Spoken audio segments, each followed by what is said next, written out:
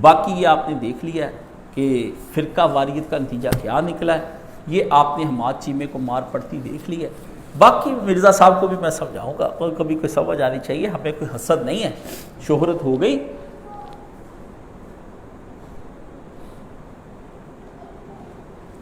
یہ جو شہرت ہے نا، یہ بندے کو بڑا خراب کرتی۔ میں آپ کو یہ بات بتا دوں، دنیا میں سب سے بڑا فتنہ شہرت کا ہے، سمجھ گئے؟ اداکاریں جسم سے ننگی ہو کے بلو پرنٹ بنا لیتی ہیں اپنا، صرف شہرت حاصل کرنے کے لیے، اسکینڈلائز خود کو کرا لیتی ہیں۔ پیسہ چاہیے شہرت سے، جتنا مشہور ہوگا، سمجھ؟ شہرت بڑی بری چیز ہے۔ تو ہمیں گمنامی کی مقبولیت میں اللہ سے دعا کر، اے اللہ کاشف کو گمنامی کی مقبولیت عطا فرما، سمجھ گئے نا؟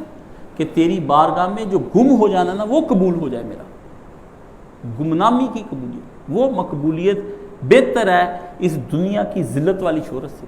نہ کریں، ان کو سمجھایا، اور اسے سمجھایا بھی ہے۔ پچھلے نہ چیلے یہ نہیں ہٹتے، یہ گروہوں کو نہیں ہٹ، آپ ان کو سمجھائیں کہ غیروں کے خداؤں کو گالیاں نہ دیں۔ حضرت تھانوی کو اتنی گالیاں، ان کو شیطان، بابوں کو لان تاننے، نبی پیشاب نہیں روک سکتے، لوگوں کو نہ بھڑکائیں، ٹھیک ہے نا؟ رد کریں۔ اللہ کا محبت آپ بیان نہیں کر سکے، اللہ کی صفات پہ ایسا بیان ہو، بندے خود ہی شرک چھوڑ جائیں۔ نبی علیہ الصلوۃ والسلام پہ ایسی گفتگو ہو، بندے دوسروں کے نظریے کو قبول کرنا چھوڑ جائیں۔ قرآن کے ایسے محاسن بیان کیے جائیں کہ لوگ لائبریریوں کو ترک کر کے، یونیورسٹیوں کو آگ لگا کے قرآن کی طرف راغب ہو جائیں۔ عبادات میں ایسی لذتوں کا بیان کر دیا جائے کہ لوگ سنتوں کے اوپر فریفتہ ہو کر بدعات کے چھوڑ کر منہ موڑ جائیں۔ ادھر خلاف نیگیٹو چلائی جاؤ ٹرین، اس کے نتیجے میں پھر آپ کا پازیٹیو بھی اڑ جاتا ہے۔ تو اللہ تعالیٰ سے دعا ہے کہ مجھ سے بھی غلطیاں ہوتی ہیں، میں اپنے لیے بھی جو نیگیٹو بیان کرتا ہوں، میں کہتا ہوں یا اللہ کاشف علی کو بھی معاف فرما، وہ میرے کبائر گناہ میں سے ہے، صغائر سے نہیں ہے، کیونکہ خطیب جو بیان کر رہا ہے نا، اس کا چھوٹا گناہ بھی کبیرہ ہی ہے، اس کا چھوٹا بھی کبیرہ ہے، اس کے پیچھے پوری امت نے چلنا ہے۔ تو اللہ تعالیٰ میرے کبیرہ، میرے بھائیوں کے کبیرہ، آپ سب کے کبیرہ گناہوں کو معاف فرمائے، اور اللہ تعالیٰ ہمیں جو ہے یہ اس وقت میری دعا ہے کہ یا اللہ یہ مجمع جو یہاں پر بیٹھا ہے، انہوں نے کوئی صدقے خیراتیں کی، اس کو قبول و منظور فرما، انہوں نے کوئی رات کی تنہائیوں میں تیری بارگاہ میں روئے ہیں، اس کو قبول فرما لے یا اللہ۔ جس کی مکھی کے سر برابر بھی آنسو نکلے خشیت اور ندامت کے ساتھ، یا اللہ اس کی خشیت کو قبول و منظور فرما۔